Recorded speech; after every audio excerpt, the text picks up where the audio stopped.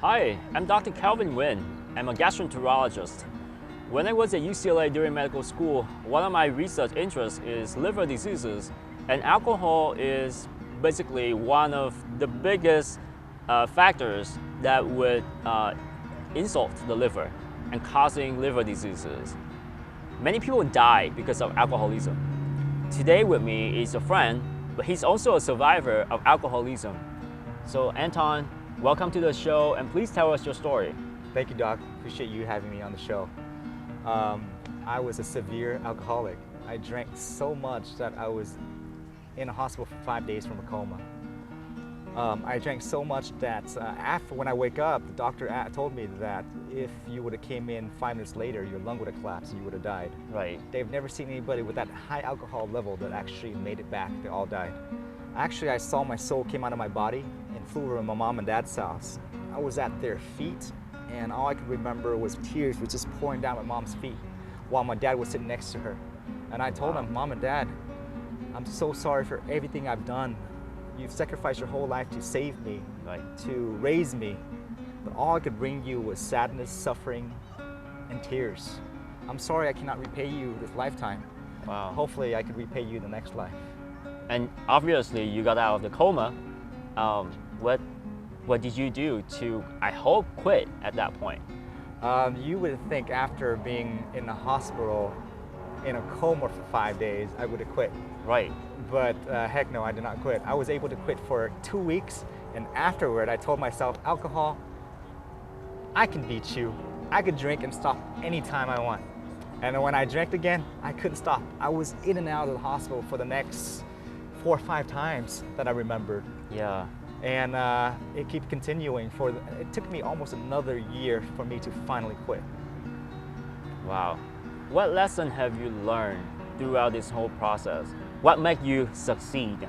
Because I've known you struggle, and apparently you're sitting here telling us a success story, but what, if you can share with everyone something that will help people to get over this disease, this illness, this addiction, what would it be? So one of the things that actually helped me to be able to quit was that I surrendered to it. I surrendered to alcohol, which means I told alcohol, I could never beat you.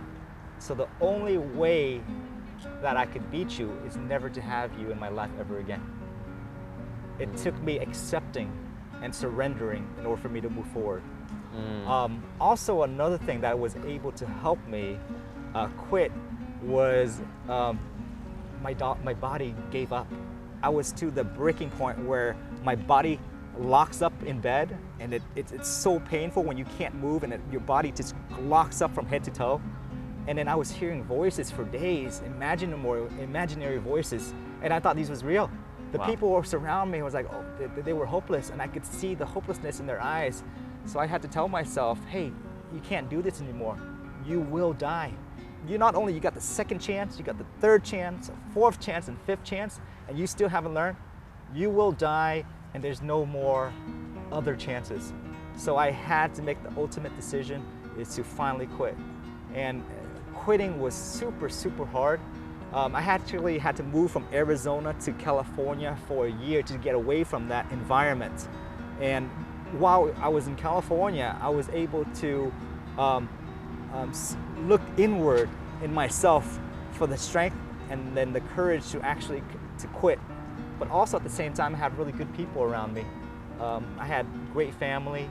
I got my above and beyond friends that are always there. You know, when you're on top of the mountain, you have tons of friends. But when you're at rock bottom, your true friends are the one that's really there for you, which is not a lot. But I appreciate the quality of the friendship that I had with those friends. And then also at the same time, my loving and caring girlfriend or partner that I had at the time, they were a huge motivation for me to quit. Wow. What a great story, Anton, and thanks for sharing with us. I'm sure you hear this success story not quite often. And the reason I say this because I've seen the other side, right? I work in the hospital. I've seen young people admitted to the hospital with alcoholism. They were begging us to save them. But let me tell you, Do I see young people die from alcoholism in their 30s? Yes. Do I have experience that I was sitting at the bedside having basically a patient in her 30s telling me her story of being a closeted drinker. No one in her family even knew she was drinking. She lived alone. She was sitting there talking to me just like I have a conversation with Anton right now. Guess what? 2 days later, she was intubated. And basically another 2 days later, we transferred the patient to a transplant center for liver transplant. And she passed. The lesson here, and honestly those stories with me, it stayed with me for a long time. And telling you this story is just to echo one thing. Please do not think that you're young and with alcohol is something that would affect you down the road when you get older later on in life, which is not true. Young people can die from alcoholic hepatitis. In layman terms, it means that you have inflammation of the liver, and it basically shuts down different organs in the body, not just your liver. Believe it or not, your kidneys will shut down too. And that goes with the lungs, because if your brain is basically intoxicated, you cannot breathe and you need to basically to be intubated. So multi-organ failure is such a thing when you have alcoholic hepatitis. And I hope in the next few episodes I can share with you more stories about other liver diseases. But for today, there is a message that we'd love to translate to you. Alcohol is a disease, it's an addiction, it can kill you at a very young age, doesn't have to be at the older age. And so for the holiday season, feel free, be free, spend time with family, but don't go crazy. You know, alcohol is fun, but it's also bad too. And thanks again, Anton, for being on the show. Thank you, Doc. It's been great. Really appreciate it. All right, you guys have been watching my YouTube channel of Dr. Kelvin Nguyen. If you really love what you're seeing, please subscribe to my channel. You can do it for me, or you can do it for the doc in the background. They would love it too. See you next time.